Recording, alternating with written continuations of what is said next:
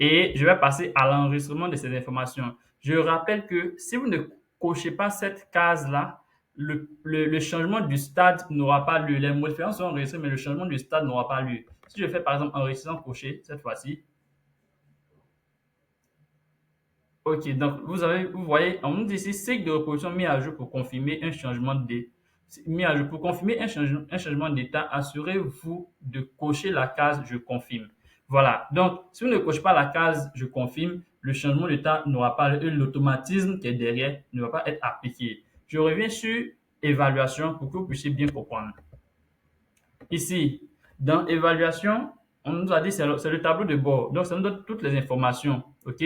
Donc, ici, on a 4 trucs toujours, 4 cycles toujours, 3 verras, oui, nombre de mises barres, 2 et nombre de porcelets, vous voyez 10. C'est le même nombre qu'on avait vu au départ. Au départ, on avait 10. Donc, ce qui veut dire que les 10 nouveaux porcelets, les 10 nouveaux petits que notre truc a fait n'ont pas encore été ajoutés à ce nombre de porcelets parce que la simple raison est que vous n'avez pas coché, je confirme, les modifications. Quand ce n'est pas encore coché, ça veut dire que vous avez toute la possibilité de modifier, donc l'automatisme va être déclenché. OK?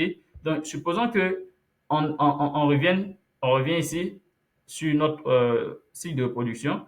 Donc, on avait dit 10 petits et après, on s'est rendu compte que non, on a fait une erreur dans la saisie, c'est plutôt 11 petits. OK? Donc, je vais mettre 11. Vous voyez que c'est toujours modifiable parce qu'on n'a pas confirmé le changement du stade.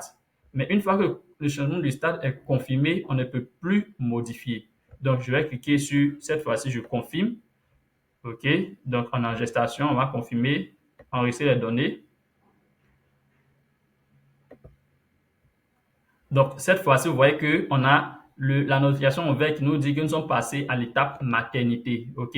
Voilà. Donc, nous sommes passés donc à l'étape de la maternité où la truie va donc allaiter ses petits. Donc, ici, on peut voir les informations. On peut voir que le nombre de petits est verrouillé. Et si je retourne sur notre tableau de bord, vous allez voir aussi que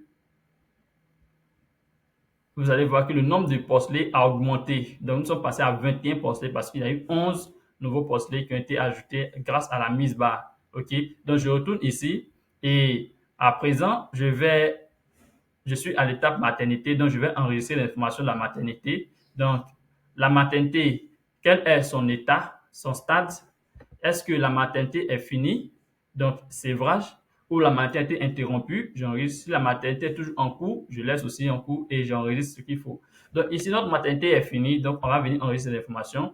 Donc, maternité, fin, sévrage, ok, donc on passe au sévrage. Le sévrage, on fait le sévrage de la true et ça note la fin de la maternité. Date effective du sévrage, donc la date à laquelle nous avons fait le sévrage, on va donc donner une date. Donc ici, je rappelle que la date prévisionnelle du sévrage a été envoyée automatiquement lorsqu'on a mis la date de mise bas. Donc, on a dit que c'est le 13e mois que prévisionnellement on peut faire le sévrage. Donc ici, si ça a été respecté, je mets cette même date. Si ce n'a pas été respecté, je mets la date à laquelle le sévrage a été donc fait. Donc, supposons que dans mon cas, c'est le 12 5e mois que le sévrage a été fait. Donc, le nombre de morts, s'il y a eu des morts au cours de la maternité, on peut les enregistrer. OK? Donc, je suppose qu'on a eu une perte de 2.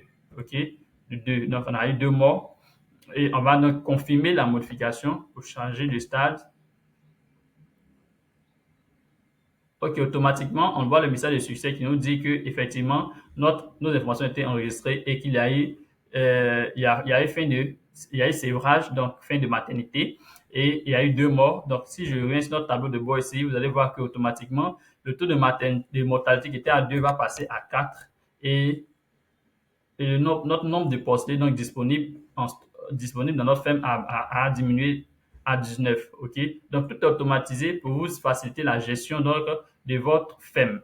Donc, ensuite, il y a la date de fin du cycle. Donc, si le cycle est terminé, pour pouvoir libérer la truie et la mettre dans un nouveau cycle, il faut venir noter ici. Donc, on va venir dire que nous sommes à la fin. Donc, on va dire la truie est bonne, OK? Ou la truie est à observer, mais la truie est à réformer. Donc, bonne truie, date de fin du cycle, on va garder cette date-là, prévisionnelle là, et on va confirmer.